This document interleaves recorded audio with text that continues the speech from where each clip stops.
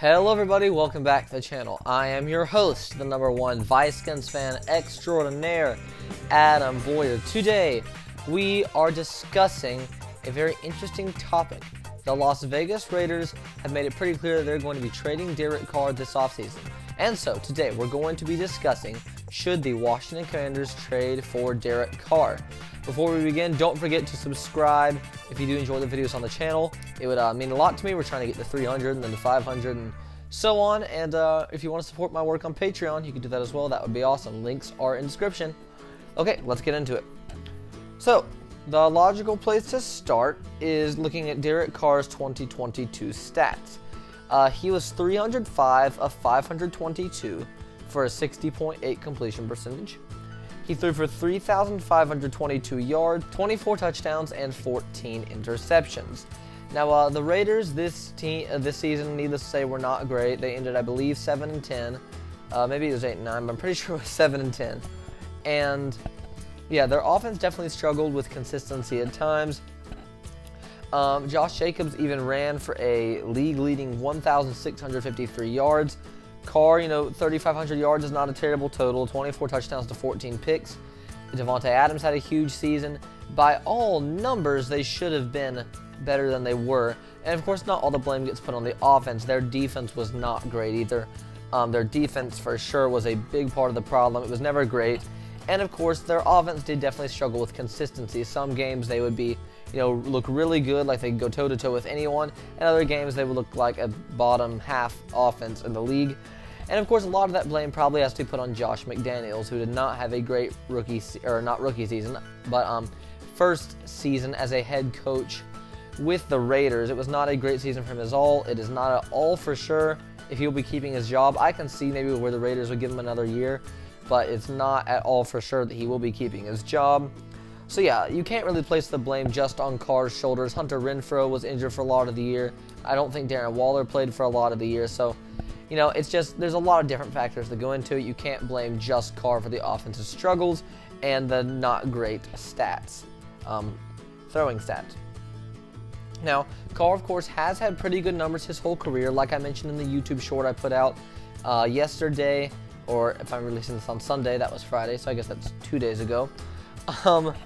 Yeah, but his whole career, he had pretty good numbers. For a while, it seemed like he was kind of getting better and better each year, maybe 2018 to 2021 or so, kind of getting better each year. The progression you'd hope to see. Last year, he threw for, I think it was 23 touchdowns, it was getting 14 picks. He throws high-ish number of interceptions, but he threw for like 4,800 yards.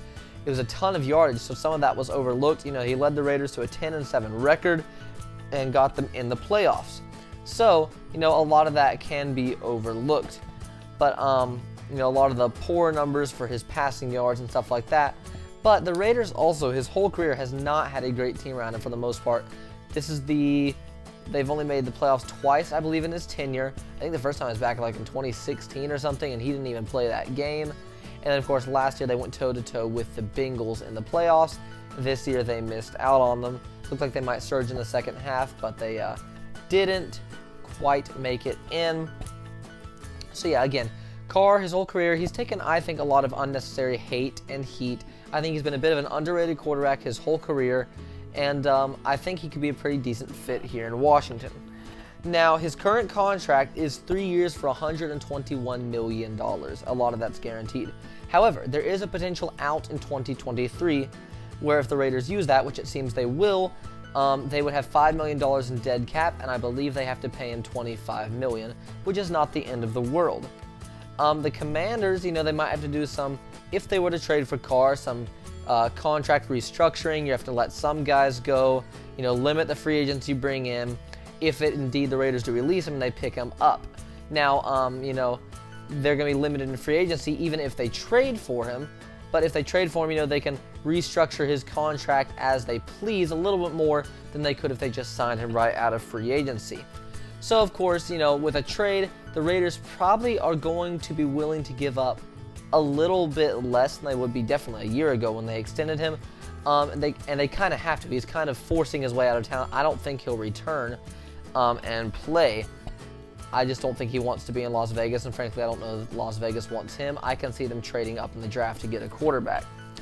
But I can see the Commanders doing this, and now the question is, should they? I think if you put Derek Carr behind the O-line that was pretty decent, make an upgrade or two to the offensive line, maybe at right tackle even, maybe at left tackle, I don't know. There's really anyone on the offensive line could be upgraded even though no position is horrible. You got Antonio Gibson and Brian Robinson manning the backfield, Terry McLaurin, Curtis Samuel, and Jahan Dotson at receiver. Logan Thompson, John Bates are a decent tight end duo. You could see them try to upgrade that as well. And of course the defense, it will likely be a top 15, top 10 unit. And so I do think he could succeed in this offense. And you know, if they do want to add more weaponry around him, they could, you know, try to sign or trade for a guy like DeAndre Hopkins. Be trying to make a video about that kind of soon. There's a little spoiler for you. But yeah, I think it would be worth the time to trade for Carr if they don't have to give up a ton. Here's the proposed trade I have for the Commanders if they propose a trade with the Raiders to get Derek Carr. The Commanders send their 2023 second-round draft pick, probably number 48 overall, to the Raiders in exchange for Derek Carr and a 2023 fourth-round draft pick. So the Raiders get to move up 2 whole rounds to the second round. They have 2 second-round picks. The Commanders, they lose their second-round pick, but they get a fourth-rounder and are able to get Derek Carr. And then, of course, they work out contract negotiations with him from there. So yeah, I do think it might be worth a shot if we did not have to sell the farm to get Carr. But at the same time, I'm open to Howell. I'm open to potentially Heineke next year. I'm open to drafting a quarterback.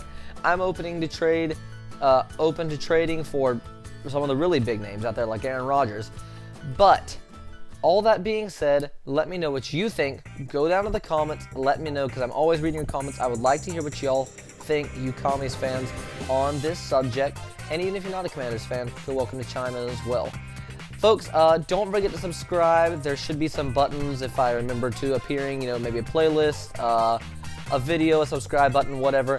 Like I mentioned, don't forget to support me on Patreon if you think you could. That'd be extremely helpful if you enjoyed the content. And lastly, don't forget to like the video if you enjoyed. As always, I'm the Vikings fan. I'm out of here. See y'all later.